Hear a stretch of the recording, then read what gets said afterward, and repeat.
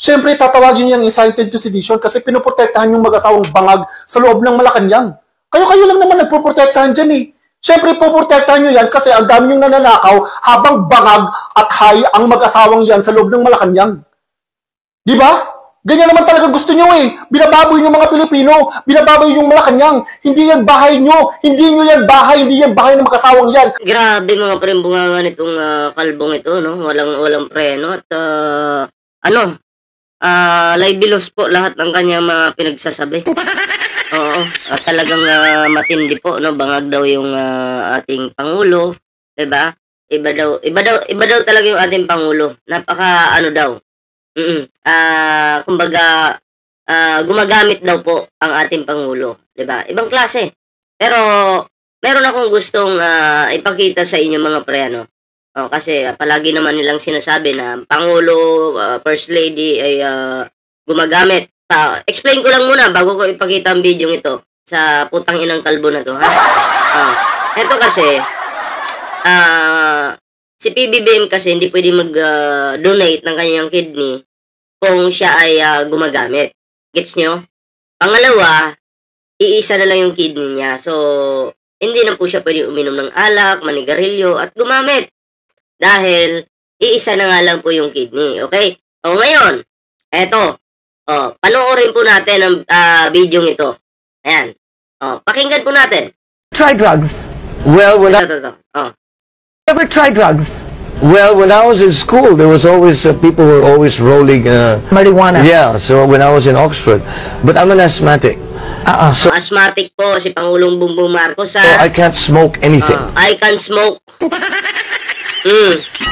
Siya, bata pa siya dito, ha. Bata pa yan dito. Nung in-interview yan, medyo bata-bata pa siya dyan. Okay? Bata-bata pa po siya dyan. Tapos ngayon, sasabihin nyo, nagiinom sa Malacanang, pumapasok, umaga pa lang, lango na sa alak. Yun ang mga sinasabi ng mga Duterte. Diba? Never tried marijuana? I tried it, but it gave me such an attack that I said, forget it. It's simply not for me. It's simply not for me. Klaro? Ako nga po noon, ito para sa akin. Okay, nag-iinom po ako ng alak. Okay? Nag-iinom po talaga ako ng alak. Ngayon, may mga kaibigan ako, kasi hindi po ako naninigarilyo eh. Hindi po talaga ako naninigarilyo. Ang nangyari, binigyan ako ng sigarilyo. Yung pulang sigarilyo, di ba matapang yun. Sinigarilyo ko siya. Okay? Matagal na to, siguro mga 8 years na, no? Sinigarilyo ko siya. And then, ang nangyari, inubos ko yung, alam mo yung manigarilyo ka na walang tigil. Dire-diretso kang manigarilyo. Diba? Sinip-sip mo lahat hanggang... Basta mabilis lang, naubos. Pagka-ubos nun, hindi ako lasing, ha? Kaka-inom pa lang namin. Nag-iinom pa lang kami. Kaka-start pa lang. Pagka-ubos nun, after siguro 1 minute to 2 minutes, pinapakiramdaman ko yung katawan ko. Nalasing ako bigla. Bigla akong nahilo. Diba? Nahilo ako bigla. So, simula po noon, mga pre, hindi na po ako nanigarilyo. Hanggang ngayon. Pero, minum tayo na syoktong. So, yun, ganun din kay PBBM. Ha? Hindi niya po kaya, hindi para sa kanya yan. Ha? So, ginajudge nyo ang pamilyang Marcos. Di ba ang tatanga ng mga taong ito? Mukha pa lang yung kalbo. Basta kalbo talaga, dugtungan nyo na lang, basta kalbo! Anong tawag? Ha? Batukan nga natin. Bobong kalbo. So, anyway, bago tayo magtuloy-tuloy sa ating reaction ngayon, ayan, kung bago pa lang dito sa ating YouTube channel, huwag kalimutan mag-like, share, and subscribe para naman po maging updated kayo sa lahat ng mga uploads natin. Siyempre, may TikTok, may Facebook po tayo. Sana po yung suportahan yung ating mga social media accounts. Ayan. Siyempre, mga pre, no? Sa mga bagong subscribers yan. Maraming salamat po. Ratratin muna natin yung mga bagong subscribers. So, ito na. Pakinggan po natin. Binaboy-baboy po dito ang pamilyang Marcos. At least, naipakita ko na po sa inyo yung ebidensya na talagang hindi po sila gumagamit. Okay? Dahil, asthmatic po yung ating PBBM. Panoorin po natin yung kanilang, yung paninira ng inayupak na kalbong ito. Oh. Anong sinasabi nitong hayop na to? Anong sinasabi nito? Oh, hayop ka daw din, Remulla. Boying! Hayop ka daw. Grabe ang bunganga nitong tarantadong to. Grabe, o tuloy. Sabi niya, inciting to sedition daw. Ano inciting to sedition? Siyempre, tatawagin niya yung inciting to sedition kasi pinoprotektahan yung mag-asawa. Mali! Inciting to sedition. Ganun pala yung batas ngayon. Pag pinotektahan yung mag-asawa or yung presidente, first lady, inciting to sedition yung tawag dyan. Mali! Tanga-tanga talaga. O si Kiko Barsaga na sampahan ng kaso, inciting to sedition o rebellion o dalawa yun. At alam ko, Nobel yun. Hinihikayat niya yung mga kabataan na sugurin yung Malacanang, manggulo, di ba? Tanga ka talaga. May proseso naman eh. Pwede naman kayo mag-rally ng mapayapa. Bakit susugod kayo sa Malacanang? Di kayo yung may mga tama sa utak at medyo nakakain ng pulburon. Mukha mo pa lang, putangin na kung nandito ka lang sa akin. Sasampal-sampalin ko yung utak mo sa harapan ng pamilya mo. Diba? Tingnan mo, dilat na dilat, bangag na bangag ang puki ng ina. Bangag sa loob ng Malacanang. Kayo lang naman nagpoprotektahan dyan eh. Kayo lang naman, normal na yan, napoprotektahan ng taong bayan at ng kapulisan, ng AFP, lahat ng sangay ng gobyerno ang presidente ng Pilipinas. Normal lang yun, tanga. Bobo talaga. Alam nga naman, pabayaan ni presidente yan. Diba? Sinong gusto mong paupuin dyan? Yung tangang lustay. Ay, naku po. Siyempre, puprotektahan nyo yan kasi ang dami yung nananakaw habang bangag at hay ang mag-asawang yan sa loob. Pero hindi nyo kayang patunayan kung ano yung mga ninakaw nila. Hindi. Puro lang kayo haka-haka, puro lang kapital yung laway, puki ng ina mo ka, hayop ka, pati puki ng nanay mo, putang ina ng nanay mo, ha? Dahil nilabas ka sa mundong ito na napakasama mo, napakasama ng ugali mong kalbo ka. At syempre, pinuto ka lang ng nanay mo sa kanal. Pinuto ka lang ng nanay mo sa kanal na hayop ka. Bastos ka. Hindi ka, bastos din itong magulang mo, bobo din itong magulang mo. Bakit? Hindi ka naturuan ng maayos, na hindi ka na-disiplina ng maayos ng tarantado mong magulang. Kaya yung ugali mo ganyan. Presidente ng Pilipinas, binabastos mong putang ina mo ka. So, tuloy natin. Ng Malacanang. Di ba? Ganyan naman talaga gusto nyo eh. Binababoy yung mga Pilipino. Kayo ang nambababoy sa mga Pilipino at sa mga miyembro ng mga Iglesia ni Cristo. Tingnan nyo, nag-alisan nung nagsalita si Amy Marcos. Dismayado na sila. Dahil na-realize po nila na ginagamit lang sila nitong Manalo na to. Ginagamit lang sila. Diba? Kunyari, peace rally. Yung pala, may pambababoy na gagawin. Diba? Diba nagsalita si Amy Marcos doon? Siniraan yung kapatid. Kaya dismayado yung 75% ng Iglesia ni Cristo. Bakit po sinabi kong 75% to 90%? Bakit? Biglang nag-alisan, biglang nawala yung mga tao eh. Yun, estimated ko lang po yun. Pero sa tingin ko, gano'n naman yung nangyari, di ba? Hindi nga umabot ng 3 araw eh. Diba? Kasi dismayado sila kasi akala nila, talagang peace rally lang, di ba? Pero hindi naman peace po yung nangyari. Panlalait po yung nangyari. Ganyan po ba ang Iglesia ni Cristo nanlalait? Tuloy. Pinababoy yung Malacanang. Hindi yan bahay nyo. Hindi nyo yan bahay. Hindi natural. Bahay ng presidente yan. Kahit sino maging presidente, magiging bahay nila yan. Diba? Patunayan mo na binababoy yung Malacanang kung meron ka. Pero dahil presidente yan, wala kang magagawa. Hanggat presidente si Pangulong Bongbong Marcos, kahit pa magbigti ka dyan, bigtiin mo yung sarili mo, pamilya mo, mga lolo mong panot, mga inutil mong pamilya, mamamatay lang kayo sa katangahan. And then, kahit anong mangyari sa pamilya nyo, si PBBM at PBBM at PBBM at PBBM pa rin ang presidente ng Pilipinas. Anong sabi nyo? Papababain nyo si PBBM. Sabi ni Bayad ba, the end is near. Yun pala, asa na? Kumusta? Baka sa inyo, i-apply yung the end is near. Kasi December, mabubulok na kayo lahat sa kulungan. Bakit? Mawawarrant na kayo, at yung warrant na yan, talaga namang hindi kayo makakapagpiyansa kasi no bail nga yan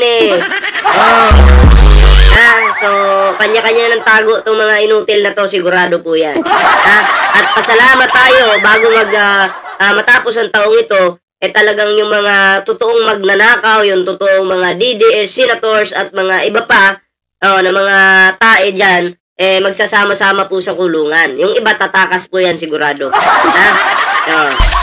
Yung iba magtatago po yan. So, ang matitira na lang po sa Senado, yung mga matitino. Well, matitira si Marcoleta na mukhang, ewan ko kung anong klase mukha yan. Kung mukha ba ng katotohanan or mukha ba ng kasinungalingan. Pero nakikita ko manlilin lang di mukha ng kasinungalingan. Tuloy natin. Bahay ng makasawang yan. Bahay yan ng bawat mamamayang Pilipino. Tanga. Bakit? Tinangkin ba ng Pangulo yan? Siyempre, sa ulitin ko, presidente nga siya Diba? Siya ang presidente ng Pilipinas. Alam nga namang saan mo patirahin yan. Bahay pala yan ng mamamayang Pilipino. Pumunta ka Malacanang, doon ka matulog. Pasensya na, mamimiluso po lang ako. Bobo ka Taloy. Binababoy nyo! Ay, grabe yung galit. Ang sinungaling yung lahat. Di ba ikaw, Rimulya? Ika-isa ka pa, putang ina mo! Ay, grabe. Pati si Rimulya, minura. Ayan po iparating po natin ito kay Rimulya. Yung kanyang kayabangan. Porkit nasa ibang bansa ka, ganyan kakatapang. Muwi kang Pilipinas, ako lang yung pipitik sa'yo. Pipitiking, yung pagmumukha mo, pipitiking ko lang yan. Wag na si Rimulya, kawawa ka doon. Ang tatapang nyo Ang tatapang nyo. Antayin nyo malapit na. Ang Pangulo kasi natin, dinadaan lang niya sa tamang proseso ikaw, sasampahan ka na rin ng kaso, puki ng ina mo ka. Rimulya, magsasampa ng kaso sa'yo, at si PBBM at First Lady. Abangan natin yan. Kasi tumatapang na po ang ating administrasyon ngayon. Nagkakaroon na po ng pangil. At ramdam ko po yan na matutuluyan to sa kaso. Sige, murahin mo pa yung gusto mong murahin. Para dumami yung iyong regalo. Di ba pumunta ka sa Amerika? Okay lang naman magmura Okay lang naman po magmura. Pero yung magme-mention ka ng pangalan, yari ka dyan. Pumunta ka doon sa Beverly Hills para ayusin ang kaso ni Lisa Tanas, hayop kang putang ina mo. Sige, kasuhan mo ko. Tapang na tao. Pumunta ka doon sa ganyan. Sabi ko nga, asan yung ebidensya? Meron ba kayo? Meron ba? Mahirap bang gumawa ng AI? Hindi na magawa ng maayos, kaya laway-laway na lang kapital.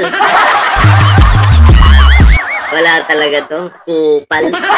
Nang malaman ng buong bansa kung anong ginawa mo. Putang ina mo! Ang buong laman ng video, puro pagmumura. Walang kwenta. Ako, nagmumura din po ako, pero siguro 5% pagmumura, 95% explanation. Pero ito, wala, 99% pagmumura, 1% explanation, kabubuhan pa. Bukod sa kabubuhan, fake news pa. Wala talaga, wala kang makukuha sa mga supot na to. Kayo lang dyan! Hayop kayo! Binababoy yung mga Pilipino. Paulit-ulit, binababoy daw mga Pilipino. Teka, alam nyo, kayo yung nang bababoy sa mga Pilipino, pati pera ng taong bayan binababoy ninyo. Pinapamasahe lang nilustay sa ibang bansa, pa-travel lang. Pa-steak sila doon, pa-aircon sila doon, pasarap buhay sila doon, mamahaling hotel yung binabayaran, kasama yung mga staff, di ang sarap ng buhay, milyon-milyon yung ginagastos, pera ng taong bayan yun. So binababoy nyo yung taong bayan. Yun yung katotohanan dyan. Relax ka lang, kalbo. Mamaya ma-high blood kang, bobo ka pa naman. Ang gawa ng mga bobo.